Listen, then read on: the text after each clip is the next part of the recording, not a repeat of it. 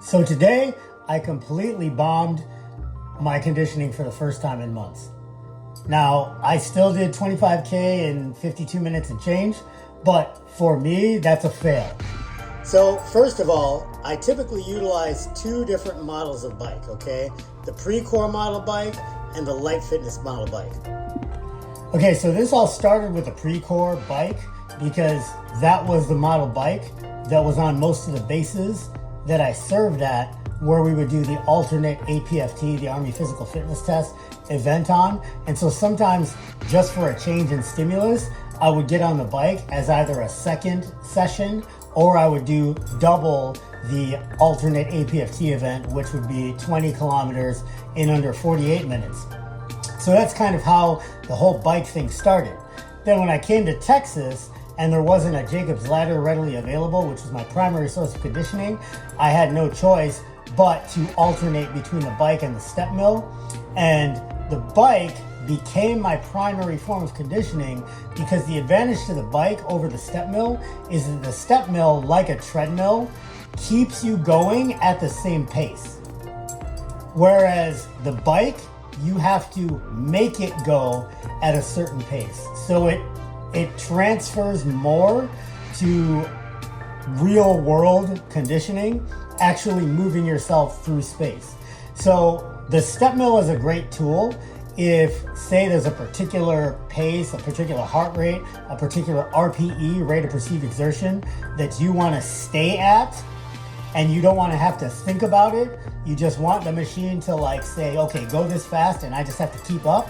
The step mill is great for that, just like a treadmill. However, if you want to have to endure, if you want to have to inure yourself to the discomfort of forcing yourself to go faster even when you don't want to, then the bike is really what you should be doing. It's more of a mental challenge to me than the step mill is. The step mill, depending on what level of fitness I'm at, I can just go that fast for an hour. Whereas on the bike, it's an ebb and a flow. I mean, it depends on the day. Like some days, for instance, today, I try to go at what would yesterday be my normal pace, and for whatever reason, fatigue, CNS, leg muscles, whatever the case may be, it just doesn't work because the bike doesn't go unless you make it go. All right, so with that said, there's a couple of resistance values that I use on the bike. On the Precor model bike, which was the original standard, that's level 10 resistance. And then that translates to roughly level 14 resistance on the Lifefitness bike. What do I mean by translate? What I mean by translate is on level 10 on the Precor model, it takes me on average roughly 3 minutes and 20 seconds at around 100 RPM, give or take like 10 RPM, to get a mile done. So consequently, 2 miles will be done in 6 minutes and 40 seconds. 3 miles will be done in 10 minutes. Now, if I maintain this standard, that will get me to 25 kilometers in 52 minutes or less. To get to 30 kilometers, 18.66 miles, in under an hour, however, I have to exceed this standard by almost 25%, and I'm going to explain that in a second here. There's this thing called FTP, functional threshold power, right? So this is an expression of your power output that comes in two different values.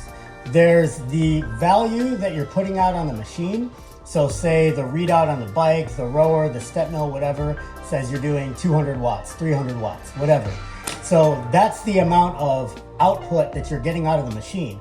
However, the value that you want to look at is your watts per kilogram. So you get the number that the machine's giving you that you're putting out, you divide that by your weight in kilograms, and then that gives you something between usually 2 and 5 watts per kilogram, which is a very telling number. And that's probably the most important metric that I track day to day in my conditioning.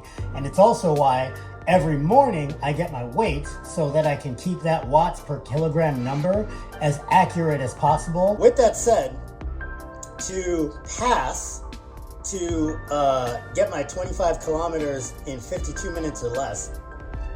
That 3 minutes and 20-second mile usually requires me to be putting out about 3 or more, so 3+ watts per kilogram. To get 30 kilometers in an hour, I have to put out 4 watts per kilogram.